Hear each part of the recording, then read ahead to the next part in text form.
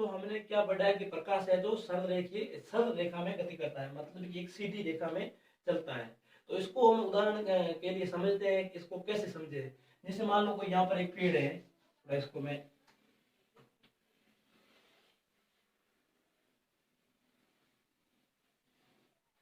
ये एक पेड़ बना हुआ है यहाँ पर कोई ऐसे, ठीक है, ठीक है, ये पेड़ बना हुआ है और यहाँ पर एक सूर्य है।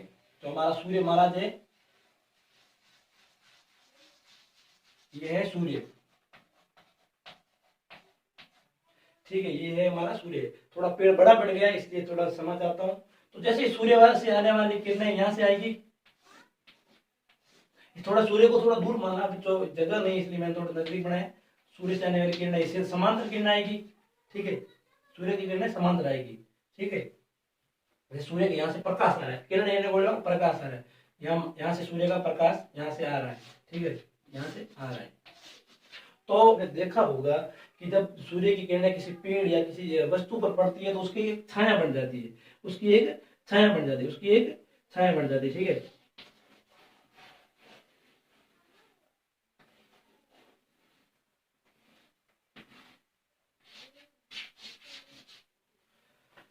जैसे जब सूर्य की किरणें किसी पेड़ पर पड़ती है तो उसका एक छाया चित्र बन जाता है, तो उसका एक छाया चित्र बन, इसका मतलब है कि प्रकाश एक सीधी रेखा में गमन करता है या सरल रेखीय गमन करता है, जिससे जब प्रकाश की किरणें किसी पेड़ पर उसके टकराती है तो उसका एक छाया रूपी प्रतिरूप प्राप्त होता है या वो किरणें वापस टकरा जाती है। इसलिए इसको आप ऐसे समझो, इसको आप ऐसे समझो कि जब सूर्य की किरणें पेड़ पर टकराती है तो जो जो तो ये छाया क्यों बनती है, किसी की छाया क्यों बनती है, इसको आप समझो।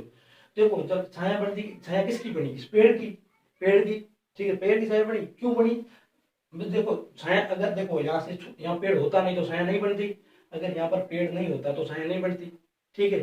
अब छाया क्यों बनी, क्योंकि पेड़ बीच में आ गया, बीच में आने से क्या हुआ, जब जो किरणें आ रही थी सूर्य की, जो सूर्य की किरणें आ रही थी जो सीधी पृथ्वी पर टकराती थी, जो सूर्य से आने वाली किरणें जो पहले तो पृथ्वी पर टकराती थी, अगर यहाँ पेड़ नहीं होता इसलिए वहां पर कोई छाया नहीं होती, सीधा प्रकाश पृथ्वी पर आपतित होता था। बट अब पेड़ बीच में आने के कारण अब यहाँ पर क्या, अब यहाँ टूरिस्ट आया है कि पेड़ बीच में आने पर, जो सूर्य से आने वाली किरणें थी यहाँ एक पेड़ के टकरा रही है, मतलब वहां पर कोई बीच में रोड़ा आ गया, मान लो बिल्कुल रोड वायर, ठीक है, तो इसलिए वो जो यहाँ से टकराई वो वापस चली गई, ठीक है। मतलब कि देखो जो पेड़ से इधर आने वाली किरण थी वो सीधी सीधी यहाँ आ गई, उसको कोई डिस्टर्बेंस नहीं था, इसलिए वो सीधी प्रकाश पर पृथ्वी पर आपतित हो गई, ठीक है। जो यहाँ से आने वाली किरणें थी वो सीधी पृथ्वी पर आपतित हो गई, उसको वहां पर इसलिए कोई छाया नहीं बनी। जब यहाँ से किरणें आई थी कि यहाँ पर इसने यहाँ पर अवरोध बना लिया, इसने इसको इस किरणों को परावर्तित कर दिया, वापस परावर्तित कर दिया, इसलिए यहाँ की छाया बढ़ी है। छाया क्यों बनी की जो यहाँ से आने वाली किरणें थी वो यहाँ पर पृथ्वी तक ना आई, पृथ्वी से पहले ही आपतित हो गई, ठीक है, कि जब पहले पृथ्वी से पहले आती, इसलिए ये छाया बढ़ती है। तो अब आपको समझ में आ गया है कि छाया क्यों बढ़ती है, प्रकाश सिर्फ एक ही गति करता है, ठीक है।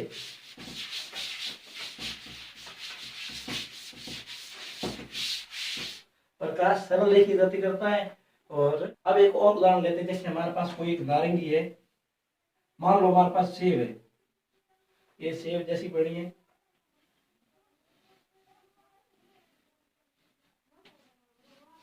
ये हमारे पास सेब है, एप्पल, क्या है, एप्पल है, ठीक है, हमारे पास एप्पल है। तो एप्पल हमें लाल रंग की क्यों देती है, जैसे कोई भी वस्तु हमें लाल रंग की या पीले रंग की या कैसे भी क्यों दिखाई देती है, तो इसको हम समझने के लिए हम ये एक्सपेरिमेंट करते हैं। जैसे मान लो ये सेब है, ठीक है, सेब है, सेब हमें लाल रंग की दिखाई देती है, क्यों दिखाई देती है, इसका कारण हम समझोगे। जैसे मान लो ये सूर्य है, ये सूर्य है, यहाँ से आने वाली किरण यहाँ पर आएगी, ठीक है, यहाँ से इधर किरण आएगी, थोड़ा चौक नहीं चल रहा है।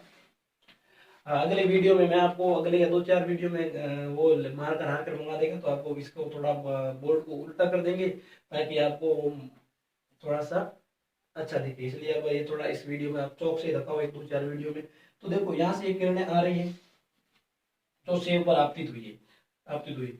इन किरणों का कलर मान लो ये किरणों का गुच्छा है, किरणों का गुच्छा है, तो इसमें किरणों के कितने रंग होंगे?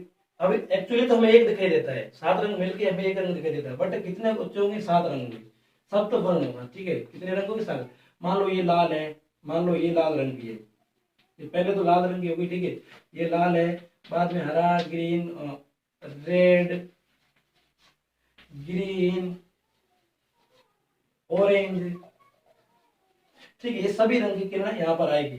तो अब सेब एक्चुअली क्या करती है, तो लाल रंग की किरण आती है, यहाँ से 7 रंग की किरण आ रही है, वो लाल रंग की किरण आती है, उनको यहाँ पर बाकी लाल रंग की किरणों को छोड़कर बाकी किरणों को सब को सेब अवशोषित कर लेता है, मतलब उसको अपने अंदर बैठा लेता है, उसका परावर्तन ही नहीं करता, परावर्तन ही नहीं करता है, ठीक है, मतलब उसको बाकी किरणें हैं लाल रंग के अलावा उसको अंदर ही अवशोषित कर लेती है, और जो लाल रंग की किरणें उसको परावर्तित करती है। जैसे ये किरणें आपतित होती है तो लाल रंग की किरणों को, लाल रंग की, ये मान लो ये लाल रंग की है, ठीक है, ये लाल रंग की मान लो, ठीक है, तो लाल रंग की किरण को परावर्तित करती है, इसलिए हमें सिर्फ लाल रंग दिखाई देता है, ठीक है। कैसा रंग दिखाई देता है? लाल। यहां से हमें एक किरण प्राप्त होगी, उसका कैसा रंग होगा? लाल। यहां से हमें एक, ठीक है, ये हमें लाल रंग प्राप्त हुआ है। ये होती है सेब की कहानी, किसी भी चीज को चमकने की कहानी। तो अब हम पढ़ते हैं हमारा, अब हम पढ़ेंगे प्रकाश का परावर्तन, मतलब रिफ्लेक्शन ऑफ लाइट में परावर्तन क्या होता है, ठीक है, उसको बैठेंगे प्रकाश का,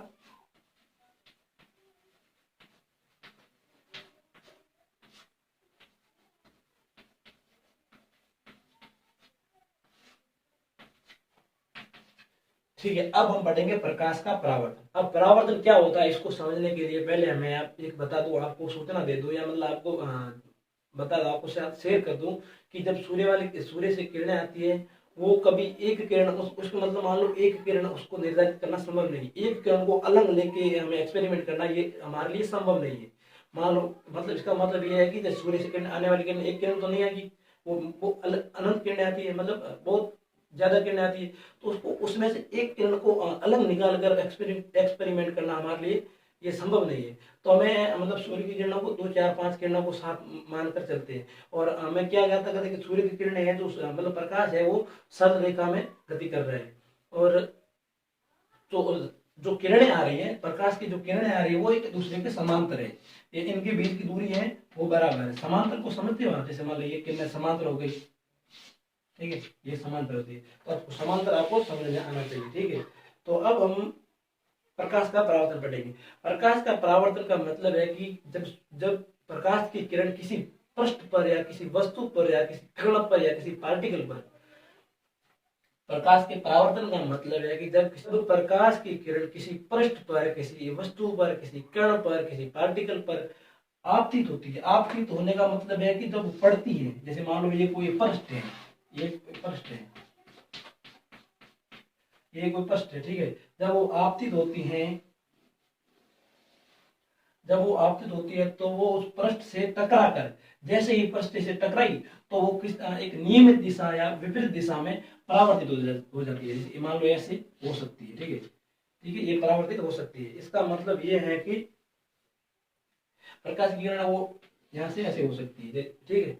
जैसे मान लो ये एक समूह, एक चिकना पृष्ठ है, चिकना मान लो एकदम इतना चिकना, वहां पर घर्षण है ही नहीं, अगर घर्षण नहीं है, ठीक है, तो प्रकाश की किरण आने पर वो परावर्तित हो जाती है, अब एक दिशा में गमन करती है। जैसे ही प्रकाश की किरण आपतित हुई, यहाँ टकरा कर परावर्तित हो जाती है। परावर्तित मतलब दूसरी दिशा में गमन करती है, विपरीत दिशा में गमन करती है, ठीक है, एक अलग दिशा में गमन करती है, ये होता है प्रकाश का परावर्तन। अब प्रकाश का परावर्तन आपको समझ में आ गया। जैसे प्रकाश के परावर्तन का मतलब क्या है कि जैसे किसी वस्तु पर प्रकाश टकराया तो सीधा रिफ्लेक्ट होता है, सीधा वापस आता है, टकरा जैसे ही प्रकाश टकराया तो वो टकराते ही वापस दूसरी दिशा में गमन करता है, उसके समान दिशा में गमन करता है, ठीक है। एक बार फिर से समझ लो, एक बार फिर से समझ लो कि प्रकाश का परावर्तन होता क्या है। जब प्रकाश किसी वस्तु या किसी कण या किसी पार्टिकल पर टकराता है तो उसकी अधिकांश किरणें किसी निश्चित दिशा में गमन करती है। जब प्रकाश किसी वस्तु पर टकराता है, वस्तु कण किसी पे भी टकराए तो उसकी अधिकांश किरणें एक निश्चित दिशा में गमन करती है। जैसे मान लो अब यहाँ से टकरा दिया तो वो इधर चली गई, मान लो यहाँ से इधर चली गई, ठीक है।